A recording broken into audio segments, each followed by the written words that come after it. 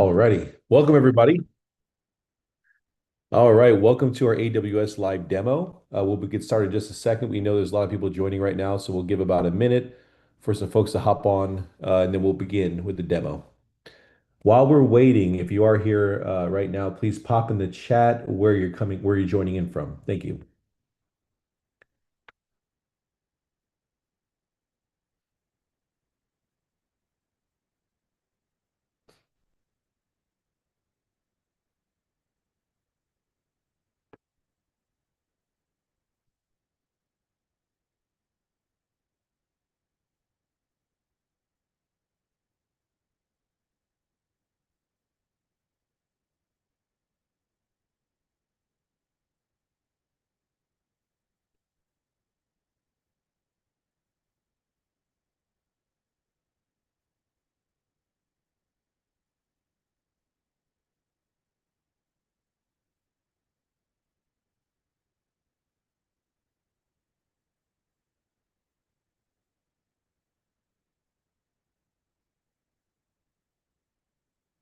All right, we got people from Virginia, South Carolina, Texas, El Paso, Texas City.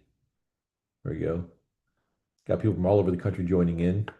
We'll get started in just about 1 minute, give people a little bit of time to hop in before I jump into this. Oregon, all right.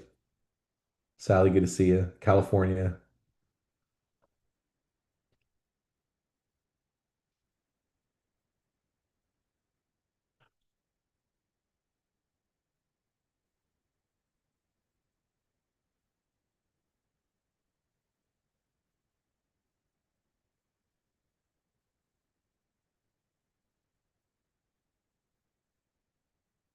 Okay, let's go ahead and begin. All right, my name is Brian Escobedo. I am the Chief Growth Officer of Combined Arms. I'm also one of the founding members of Combined Arms. So I served 5 years in the United States Marine Corps, did 3 tours. I'm a wounded veteran, and I've had the pleasure of being with Combined Arms since day one and watching this beautiful organization grow and expand nationally. With me today, I have some team members on the call. With her camera on, we have Kayla Gullifson. She's in our tech department, and she's going to be fielding questions. So today, what I'm going to be doing is I'm going to be showing you three things. Number one is the client interface, right? So this is what a military connected person sees when they go through the platform. Number two is another platform that is the partner organizations that serve the veterans in this network. Part three is going to be data. So data visualizations, and this is really going to demonstrate the power of this platform and why it's so important. So as I'm going through this, please do put your questions in the chat. Kayla, my colleague, is going to be fielding those questions, answering them. So I'll be going through my presentation. She can interrupt me to have me clarify some things if you have questions in the audience. Otherwise, I'm going to go through each segment. During any pauses, we'll address those and I can address your questions directly. Okay, so I'm going to go and share my screen and begin now. Here we go. Give me a thumbs up if you can see my screen. Good? Okay. All right, so the first part of this presentation is showing you all what a person sees when they come to the Combined Arms platform. And I say Combined Arms, but we have white labeled this in our partnerships with other states and with the Veteran Wellness Alliance. And so this is white labeled to match whatever environment we're putting this platform in. And so in the beginning, the very first thing that we're doing is we're going to get a hold of information. So get resources right here at the top. When you click on that, you're going directly to a page where you're being asked to make to register for services. Now, these are the basic questions that we're asking right up front. And the reason that we're doing this up front is because the system is large. The system is geographically, it takes into geographically segmented. So if I'm in a certain state where we have a partnership, it's going to change completely. If I'm a certain demographic, the technology is going to take that in consideration and it's going to pull in just the resources that are applicable to me, both by my demographic, my biographic information, and my geography. All right. So after I fill this out, I will go to this page, right? You get a confirmation in your email, and now I'm going to log in as a test client. Now, I want to say that before we continue, all data that you see in this platform today, this is a testing environment. It is all fake data. None of it is real. So rest assured, this is not a real client. All right, now when I log in after I've registered for Combined Armed Services, the first thing I'm going to see is the Columbia Suicide Screener. Now, why are we doing this up front? All right, now we see behaviorally that clients are coming into the system and they're selecting on average 3 to 4 things. And it may be something docile as, I want a better job or I want a service dog or I want to go to a social. but there may very well be a deeper underlying thing that is bothering that individual, that person is facing. For that reason, we're asking these questions up front. Now, first question, have you ever wished you were dead or wish you could go to sleep and not wake up? All right, so I'm gonna go ahead and answer these questions. And if you're familiar with this instrument, it is a logic tree. So if I answer yes to these, it's gonna dig deeper and it's gonna give me a score. All right, now if I'm scoring low and I'm indicating that I'm in crisis at that time, I'm gonna be directed directly to an intake team. And when I say intake team, Combined Arms has a 24/7, 365 intake team, right? So what that is, if you are tagged as what we call a priority one client, meaning that you are in mental health distress, or you're indicating housing insecurity, food insecurity, or serious financial stress, you're going to go directly to a real person that's going to call you the same day, and they're going to do a comprehensive intake with you because we want to get to the bottom of a full spectrum of what you're facing.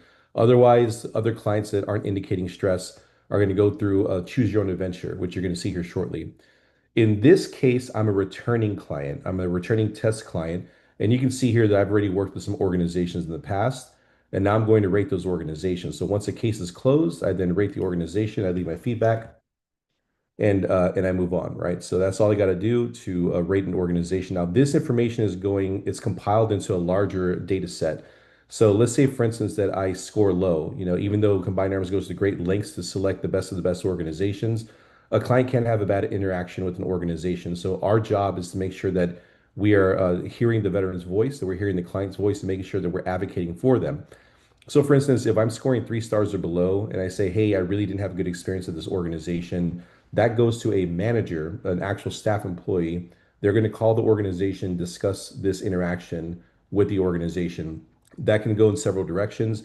It can also go to, excuse me, admitting the client to another organization, sending them elsewhere to another organization, or going further into discussions with the organization's management and so on about the experience of the client. So we do make sure that the veteran's voice is being heard and we do something about it. We take action, right? And so as a client, when I come in, the very first thing that I'm seeing was what we call the marketplace, right? Now, when I got out of the Marines, I only knew about Wounded Warrior Project because I'm a wounded veteran. I knew about the VFW and I knew about the American Legion and the VA. Those are the only veteran organizations that I knew about. So that is a bit of a problem, right? So communications in nonprofit or in federal government, it may be a problem. You may not see that these organizations exist or become aware of them. So the very first thing that we have solved is the problem of navigation, right? So as you see here, we have all these different categories. So this is nationwide, right? And if I've arrived here, it's because I've answered questions, right? I've filled out a registration form. And again, in the registration form, we're capturing demographic, biographic, and geographic information. The reason we do that is we want to make sure that this is curated and it's tailored specifically to you, the person using the technology, right?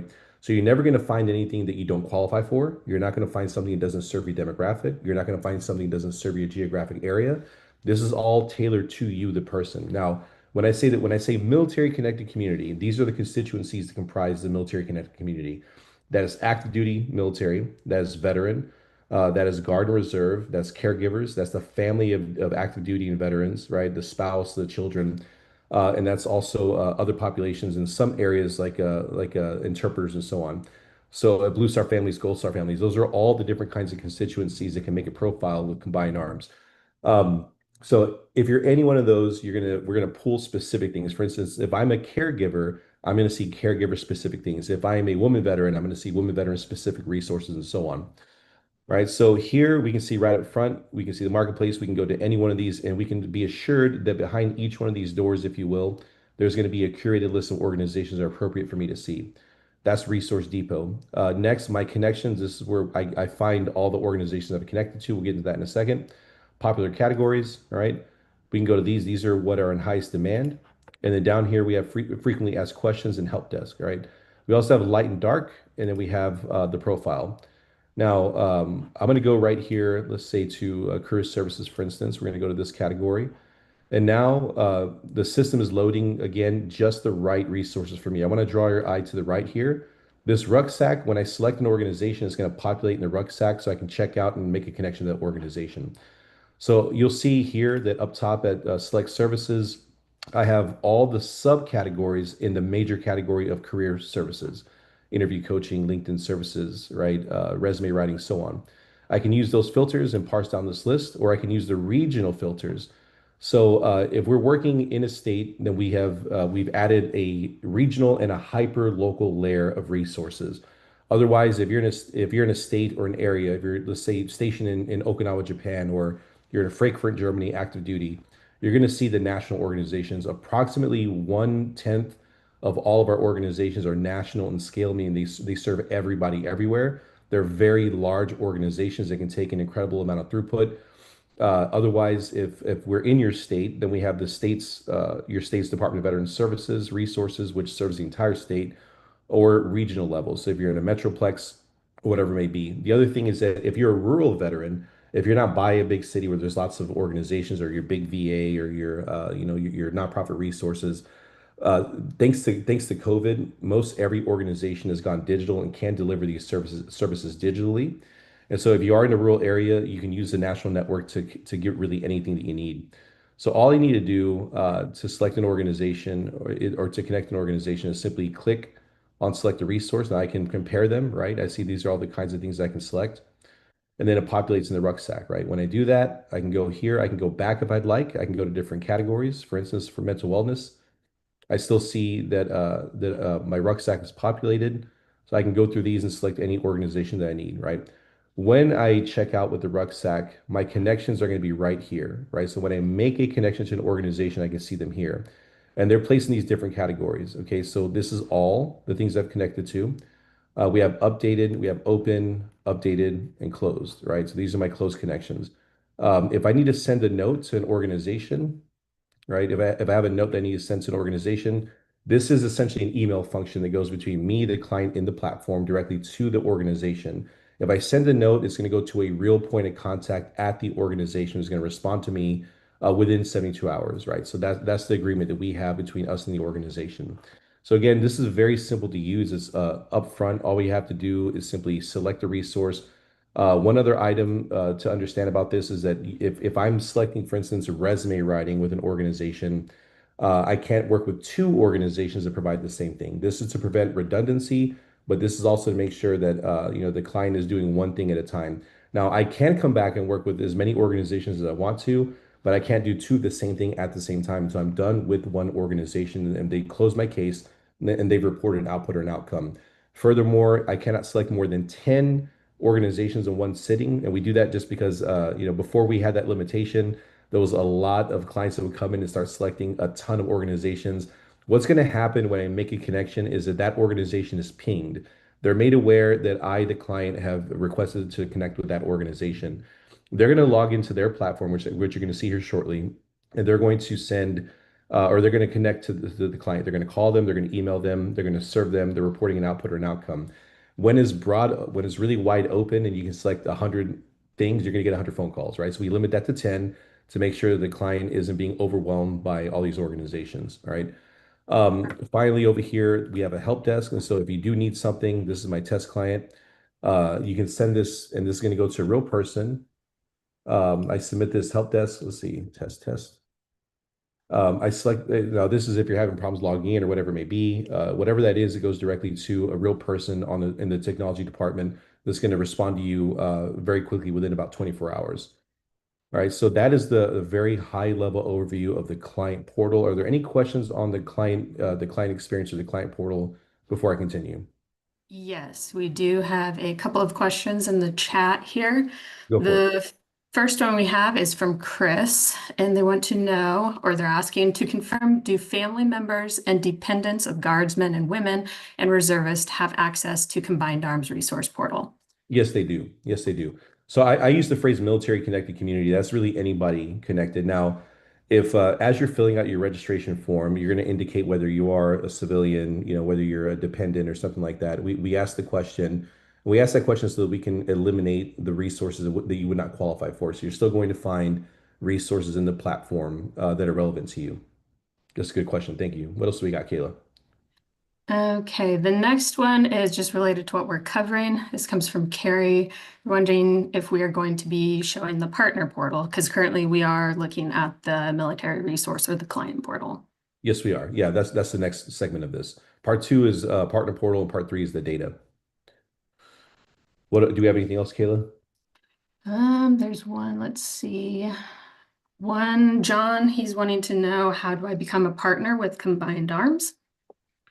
That's a great question. So if you want to be a partner in Combined Arms, we have an online application on our website. Now, the way that we decide how to grow or contract the network that we've created is all based on user demand, right? So we began with about 7 organizations, and we've grown 10x since then. And so the way that this works, let's say that your career services, for instance, we have to look at the demand signal of our client base and the supply that we have. So every single organization has a supply number. When supply is exceeded, that means that there's a massive swell of requests for that kind of a resource. We see that in the data. The data then tells us that it's time to grow more in that specific resource area. If we don't see heavy demand for a certain resource and we have a lot of supply, then we don't expand. We don't add a new partner. It's really only to address the demand signal of the client base. And that way we stay very lean. We don't want to saturate this marketplace. We want to keep it lean and make sure that we have the right number of organizations. As a matter of fact, if we have too many organizations, we pause them, put them on hiatus until there's more demand signal, until there's a swell of more demand. Does that answer the question? I think it does. Okay. I think Do we so, have yeah. anything else, Kayla? Yes, we have another one from Renee, and they're asking, I'm a veteran advocate. May I use this program to help community veterans?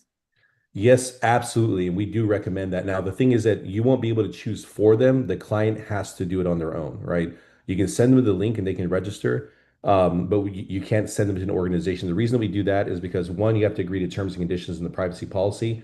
Now, I want to stop and talk about terms and conditions of privacy policy. We don't ever sell data. We don't share your data with anybody. We only use it to connect you to the organization you've requested to work with, and then to conduct analysis on what's happening in the veteran community overall, nationally. I'm going to get into the data and how we use it in part three of this presentation. But because the individual has to consent to connect to the organizations and consent to have their information shared, their contact info shared with an organization, that individual has to sign up on their own. And it's really easy. As you saw, it's just a few questions. This is the registration form. So it's really, you can get through that in about a minute, and then you're in the platform.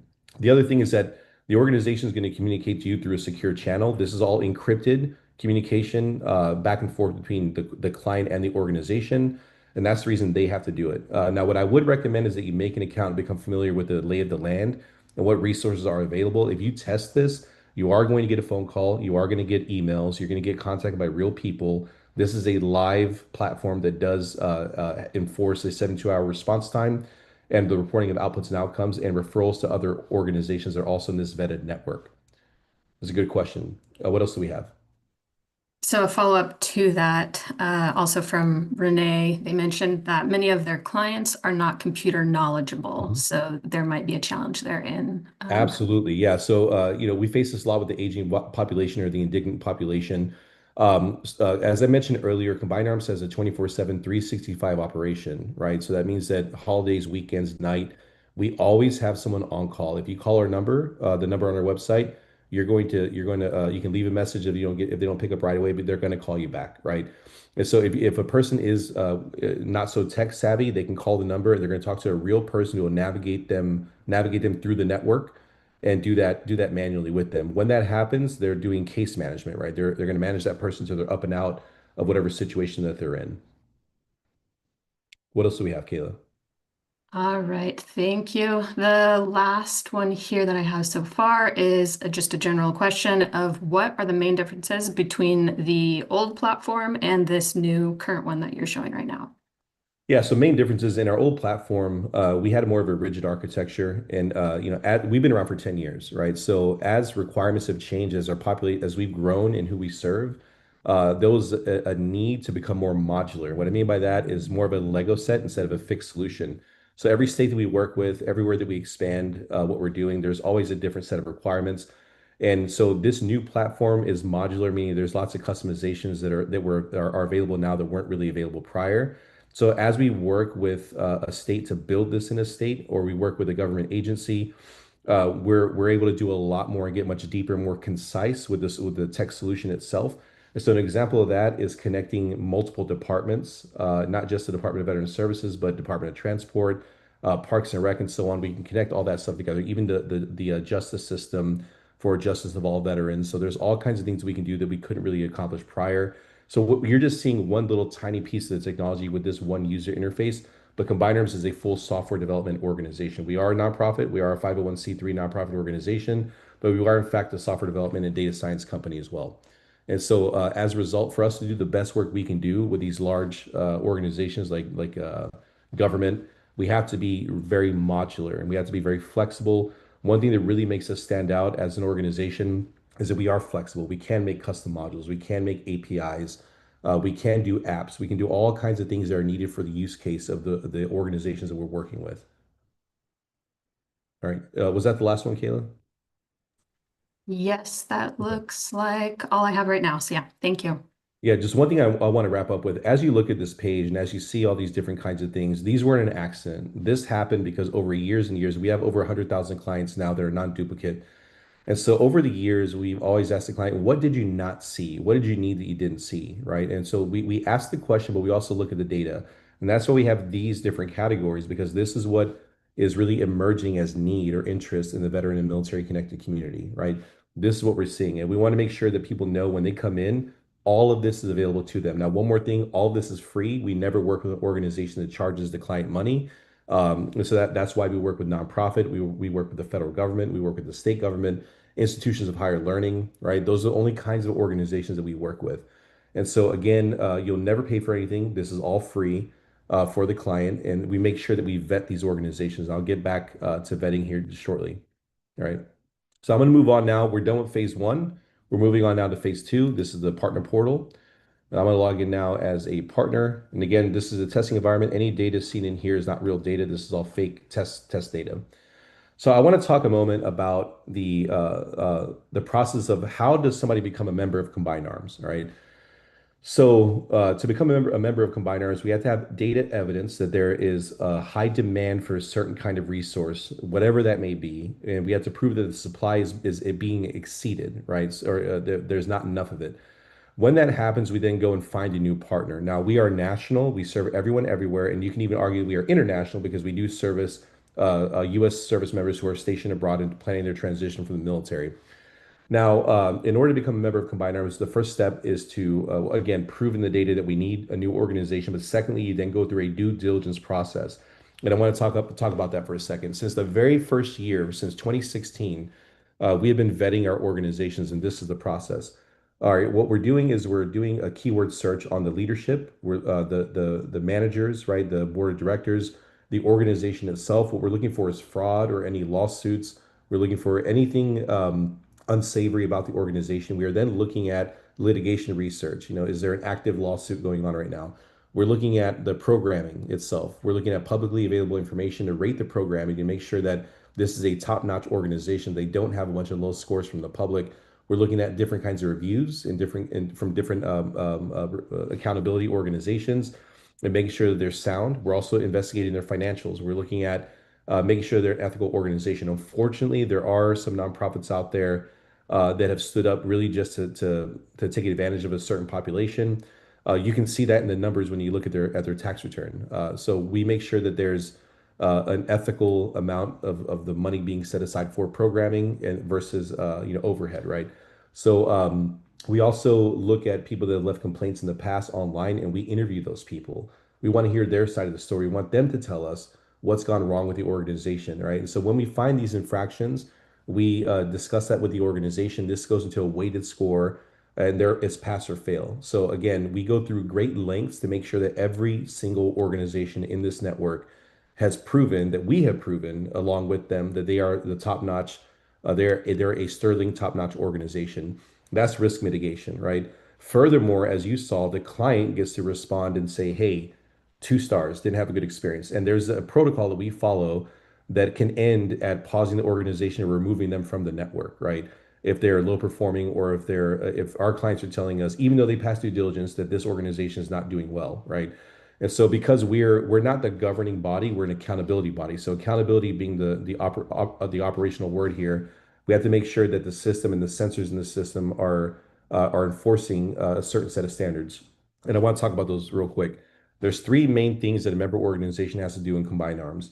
Number one, the first service level agreement standard is that they have to respond to the client and make first contact with that client within 72 hours. So the moment that the client, clicked on something and said, connect me to this organization, a clock is counting, right? It's counting to 72 hours. At 48 hours, it's going to remind the organization they have not yet contacted the client. All right. And at 72 hours and 1 second, a regional manager is made aware, that's a staff member of Combined Arms, has been made aware that one of the organizations is out of compliance with the standard that we both agreed upon. So we're signing a contract to do this. Now, if they're out of compliance, we're calling the organization and we're getting them back up to the standard, or we're working with that organization. Maybe they're overwhelmed, maybe they have too many people, and we're then sending the client manually to another like organization, providing the same service that can meet them and serve that client. The second standard is reporting outputs or outcomes. Now, this is really important. Data evidence is everything. It's the reason that we created this system. Data evidence is everything. We need to know that when we send you a client, that you did serve that client for the intended purpose and that you reported an output or an outcome. Now, outputs and outcomes are contextual. They're highly, highly, highly contextual to the actual resources being rendered to that client, right? So if I'm a job placement agency, that I'm reporting an output or an outcome on that. If I'm housing or whatever it may be, mental health, any one of the resources all have a unique output or outcome that are reported from the providing organization about that one interaction. Now, this is all serialized, it's timestamped, so we're really making sure that every single interaction is measured and can be audited if necessary. The third standard is making referrals. Now, we know that, and I want to talk about this for a second. We call this no wrong door policy. This is another reason, one of the main drivers of why we created this software. We understand that the veteran population is complex. Their needs are complex, right? You have an active duty service member who's looking at hopefully landing economic stability as soon as they get out. You have a veteran who statistically will have problems the first 2 years of their out and experience poverty. They'll be underemployed for a while. This is just what the stats say about it. You have the aging veteran population. Each one of them have a different kind of a need, right? And none of those things mean one resource. Typically, on average and behaviorally, we see that there's 3 to 4 resources that are selected. Once a person is made aware that there are this many resources made available to them, they tend to select 3 to 4 things. What that tells us is that an ecosystem is needed to serve this population. Each individual is going to have a different combination of things they need to address their immediate needs, right? And so for that reason, we practice the no wrong door policy. Every organization in Combined Arms, after they pass due diligence, after they've been entered into the system, are they're trained. They're trained on how to use the technology, how to use this platform, but they're also trained to use the no wrong door policy. So we have an instrument called Quick Connect, which will send that client. If I ask the client, do you or your family need anything else? If they say yes, I need X, Y, or Z, we then go and make a connection, a referral to another vetted organization so that we can holistically serve that individual and their family unit as a network, as an ecosystem of organizations, not just one organization. The takeaway there is that not one organization can do it all. That's the reason we have this software. We're an ecosystem of services. All right. Now, with that, I'm going to show you the partner portal. Now, this is very simple. Now, this is, of course, is a testing environment, so there's not a lot of data in here. But this is a real data visualization of a real organization. I'm going to pull this in here. And so what you're looking at here, this is, you can see your total connections. This is from production. All right. This organization is trending up 66%. They have 10 total connections in the past 30 days.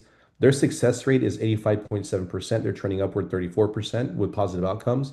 And what this means is counting backward from 30 days. What success means in our case is that success means that a client came to you, you gave them that specific resource, and you reported a positive outcome saying the client received what was intended to be received. A negative outcome is that we lost connection. A client dropped off the face of the earth. They never responded. Now here, the third metric rather is they have a 4.5 hour response time. This means they are really fast. Now the reason we have this here is because we need to measure whether or not the organization is meeting that 72-hour standard. This organization is really far exceeding the standard at 4.5 hours on average in the past 30 days. And we know that this organization has 2 connections that they need to work, right? So that means there's two clients waiting in their queue. Now that's what a real organization looks like. Now this is test data, so we're looking at that. I want to go now to connections on the left-hand panel here. We have the most important things up front. So the dashboard, that's what you just saw with the data. Quick Connect is the SLA for the no wrong door policy. If I make a referral to another agency, I can see the status of those here. And then I have my connections. So I'm going to go to a connection. You notice at the top here, When I look at my connections as an organization, one thing I want to make clear, if I'm organization A, I cannot see what organization B is doing. Of course, this is because of privacy policy and our terms and conditions. I can only see my clients that have gone to me, right? Now, if I have a team, let's say that I have multiple departments and those departments need to be made aware of what's happening, we can change those permission settings, but never will another organization know what's happening with my client, right, for privacy reasons. Now we see here that we have these four phases. So these are the four phases of a client going and receiving services. Number one is initiated. This means that the client has made a request to work with my organization. When I make first contact with that client from the platform, it's going to change to in progress. In progress means that I'm actively working with the client. If I need to work with my client for a long time, we have two lanes. This is my client that I can serve in one engagement. This is my complex client that I need to work on for a while. Maybe they need to go get some documents, or this is going to be a lot more complex, or I need to work with other organizations. So this segment, a standard client from a complex client. And finally, closed. When I close my connections, this is my queue of the clients I've worked with in the past. Right now, each one of these they're timestamped and they're serialized, so I can distinguish one client and one request from another. Even if that same client comes back to my organization for the same thing multiple times, we're able to see the distinction between a returning client and each instance that they came to the organization for services. Now, this is Kayla opened this up as a test client. And so now when I click on an actual connection, again, this is a unique timestamped and serialized unique instance of a request. When I do this, I can see some quick information. Now, there's nothing that the client has consented in terms of conditions to send this information to the organization they've requested to work with. We can see here up front, we have the contact info, right? We have the demographic info, right? We have military service info. Now, if they're not military, of course, you're not going to see that. But this person was in the military, so we can see their military info.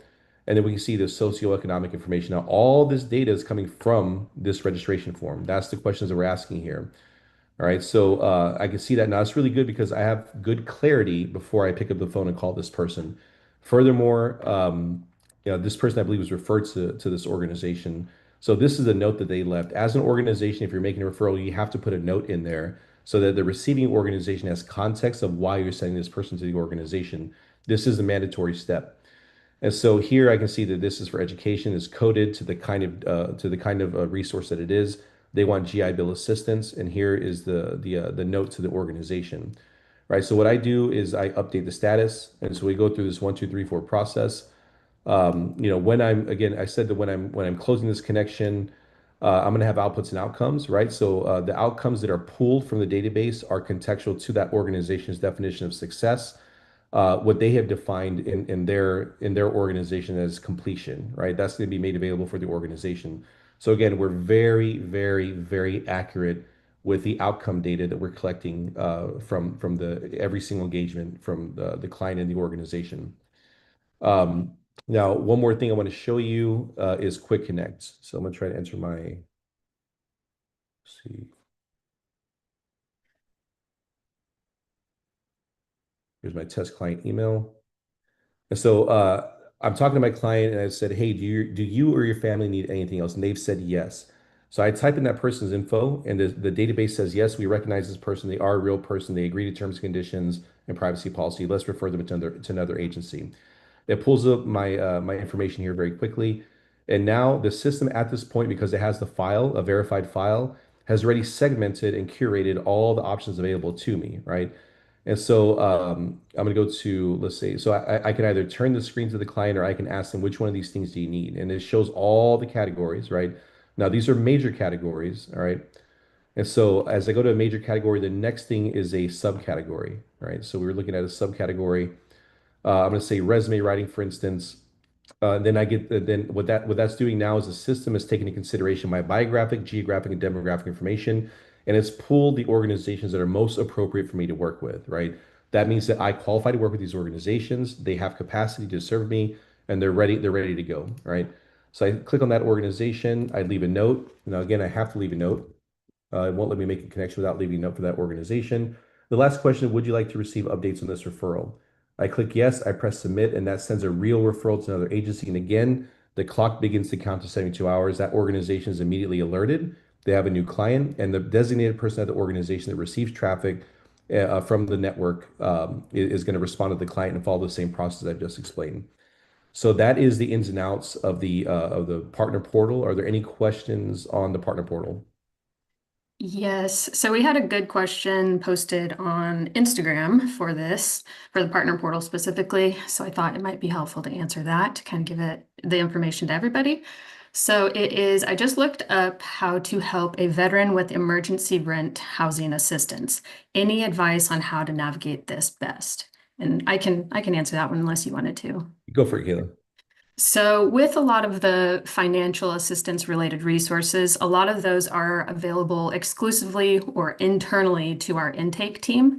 So, we do have a number of resources, and that goes beyond financial assistance as well. There's some that are just available to our intake team because they often require additional assessments and validation in order to make sure that that individual that is trying to connect actually qualifies.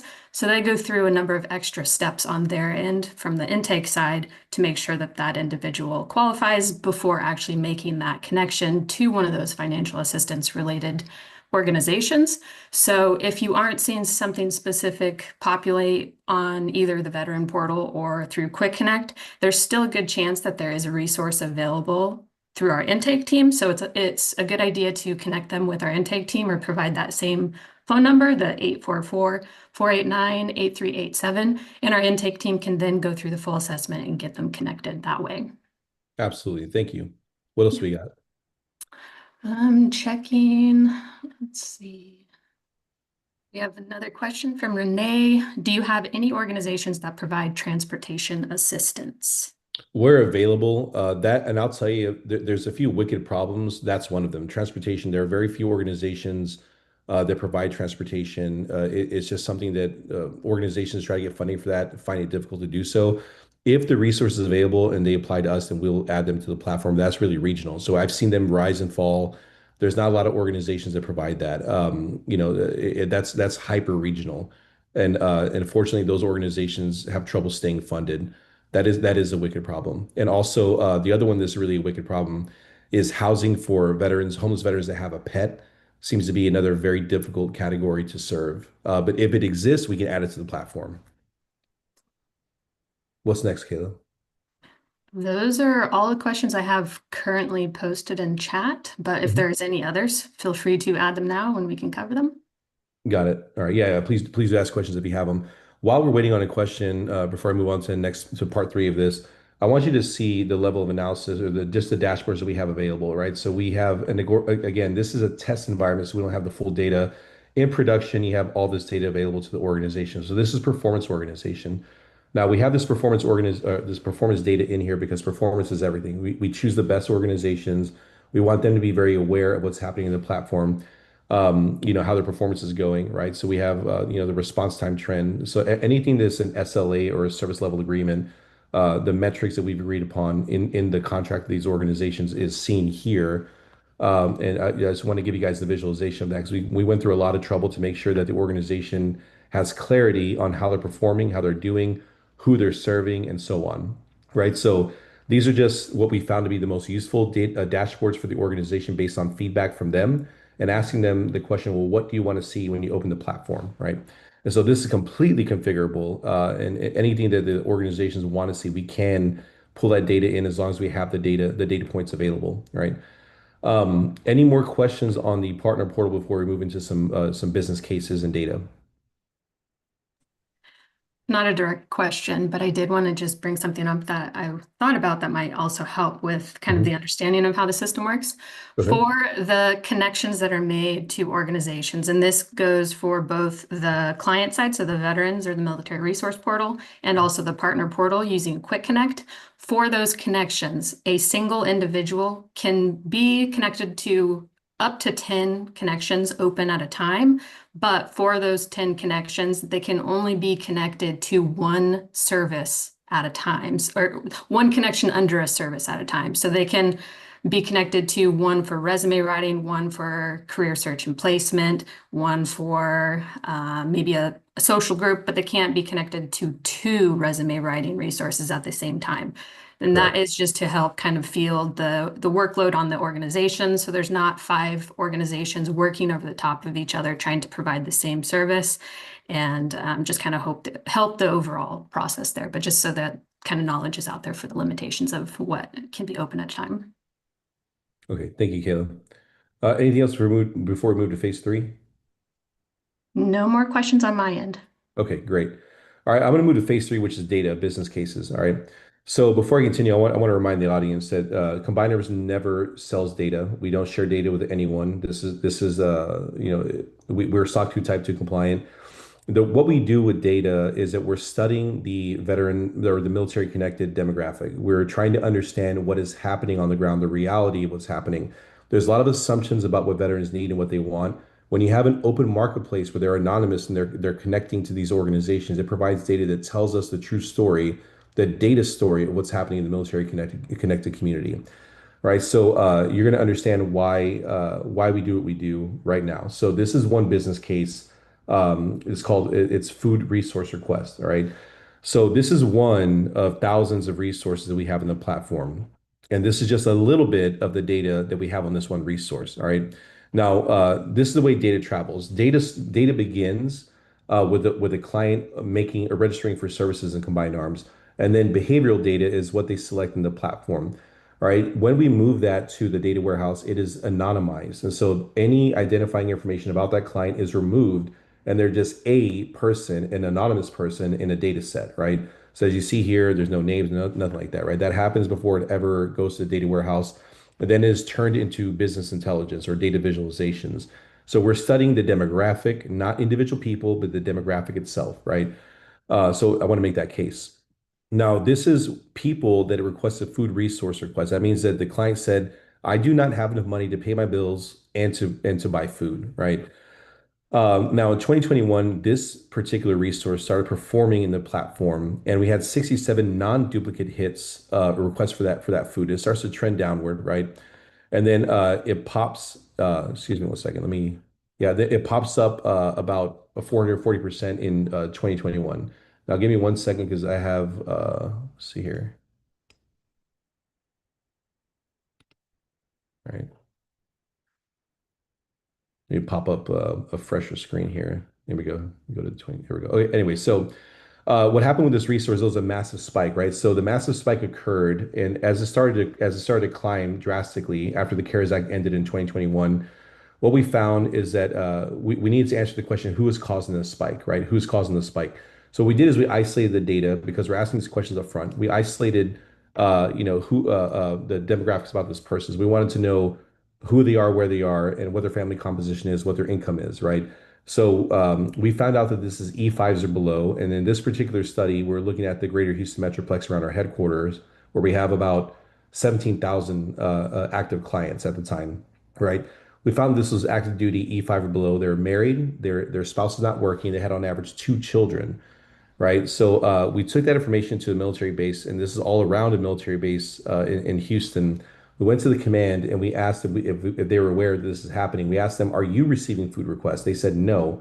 They were surprised that we had the data, and we explained to them that we're there every single quarter during TAPS, doing briefings to the military, letting them help them to plan their transition, right? So they were coming to Combined Arms because we're anonymous. We're not in the chain of command, and they were coming to us for help with this problem. What we did is we asked for permission to address this problem directly with our network. So we brought over food distribution organizations, and we deployed down to the base, and we did a food distribution. It was 5 hours long until we ran out of food. And so when the client would come in their car with their family to the line, a staff member was there to open a case, right? So we opened up a case, and we made a profile that didn't have one, and then they go through the line. When they get to the front of the line, we would pop the trunk open, pop in the food, close the trunk, and then close the case and report the outcome that the client received food. They requested food, they received food. So this resource has a 98% efficacy of being reported with a positive outcome, right? So once we analyzed the data after that event, we realized we had struck a nerve. One, we found a problem in the data. We went to the people that can make the change or they can allow us to be involved in making a change. We brought our organizations together to execute and to directly address this problem geographically. And then we measured it. We found a 98% efficacy of completion, right? So what we then did is that we broadened the aperture across the region, and then we found that there were five major hotspots in that metroplex, where there was a high veteran population, where there was high poverty, and a low life satisfaction score. And then we targeted those areas. So that we then planted our flags in those five areas, and to this day, we have food distributions there every single month. So just in the Houston metroplex, five food distributions every single month, and they're always well attended because we struck a nerve. We found a real problem in society, and we directly addressed it. We then expanded that across the entire state of Texas and have done the same thing in other states as well. So now across the entire state of Texas, for instance, we are doing this. We're directly addressing food insecurity. We're measuring it and we're finding, and then we're adjusting strategy and tactics. So that's a good case in point in how we're using that data, anonymized data, to address real world problems in real time. I want to move now to the South Carolina case. So we have partnered with the South Carolina Department of Veterans Services. We've white labeled it, so it's called the South Carolina Veterans Coalition. In Texas, it's called the Texas Veterans Network. In the South Carolina Veterans Coalition, when we launched, the capital is approximately here. Most of the traffic was coming from around the capital. Now, if you know anything about South Carolina, Spartansburg and Greenville are two of the most rapidly growing cities in the United States. So there's lots of people moving and flocking. There's industry growing here. You also have military bases. For instance, Parris Island is down there in Beaufort. Then you have the tourism industry right here at Myrtle Beach. This area right here, this little quadrant, now South Carolina is divided into four parts. This quadrant is tobacco country. This is highly rural South Carolina, right? So not a lot of industry like over here in Spartanburg. So if you see a dark color, it means that the conditions exist where there's high poverty, there's a veteran population with a low life satisfaction score. So here we found that we weren't getting a lot of traffic from this area. So what we did is we worked with the state. We stationed two combined arms employees and co-located with the state. One of them was responsible for social work. The other ones are responsible for outreach, right? So we used our heat maps and we found out, well, this is a big trouble area, right? So we worked with local veteran leadership and county leadership, and then we started doing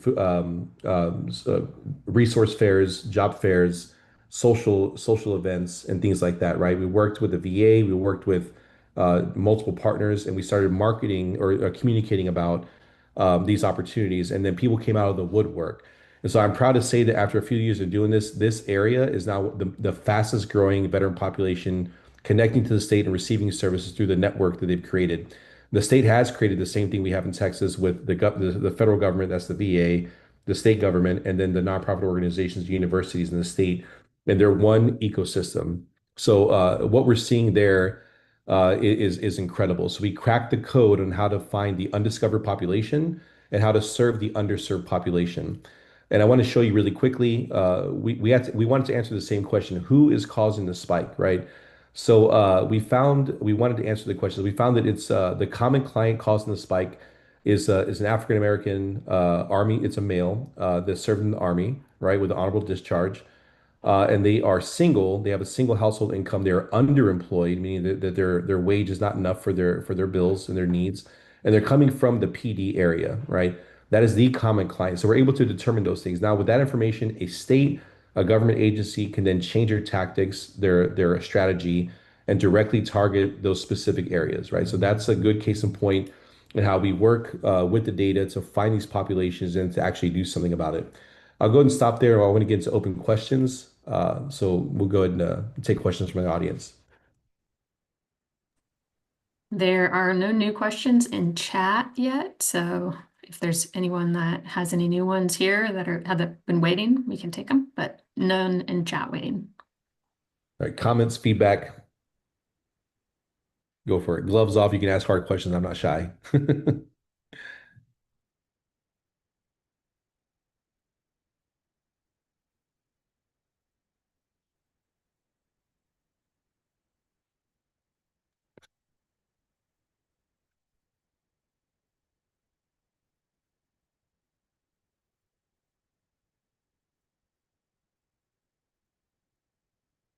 Thank you. Thank you, Mr. Strickland. Appreciate it. I think you're, let's see. Yeah, Rob, thank you guys for the accolades. Appreciate it. Kind of to wrap this up, what you saw today, and some of you joined a little bit later. If you didn't see the full presentation, this is recorded. You'll be able to run through it.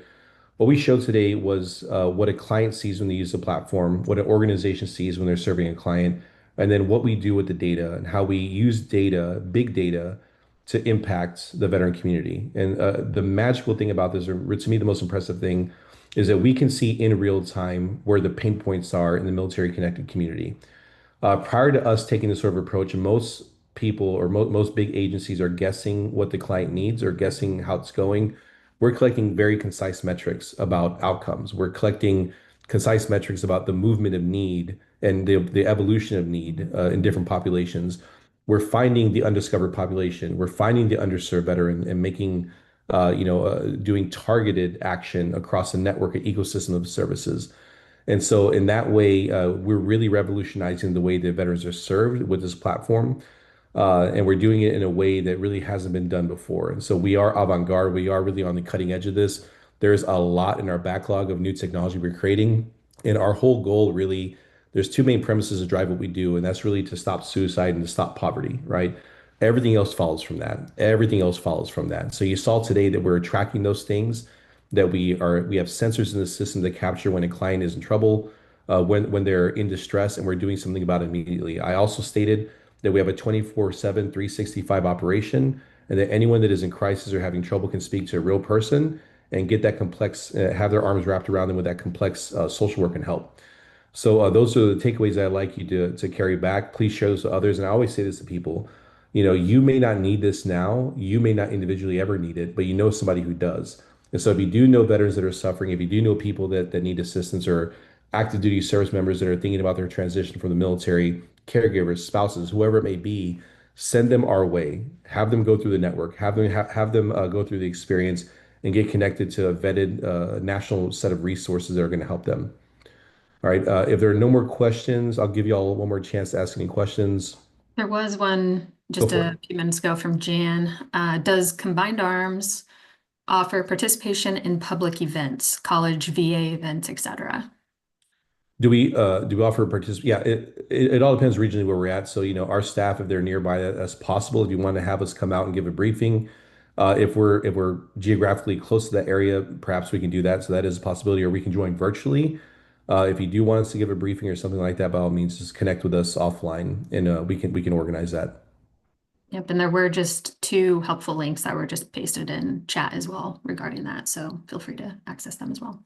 Okay, good to go. And thank you, Brad, for the accolades. Appreciate you. All right, last chance, y'all. Any comments, questions, or anything I need to clarify?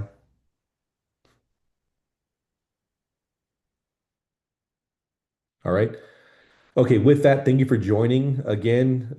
Being a good squad leader, you got to take care of your Joes, right? So use this, share it with other people, give us feedback, feedback, feedback, feedback. We listen to feedback, we take it very seriously, and we constantly, every 2 weeks, we're adjusting the tech based on what you're telling us needs to be better or based on what you want to see improve. So please do give us the feedback. We will take that for action. Thank you very much, y'all.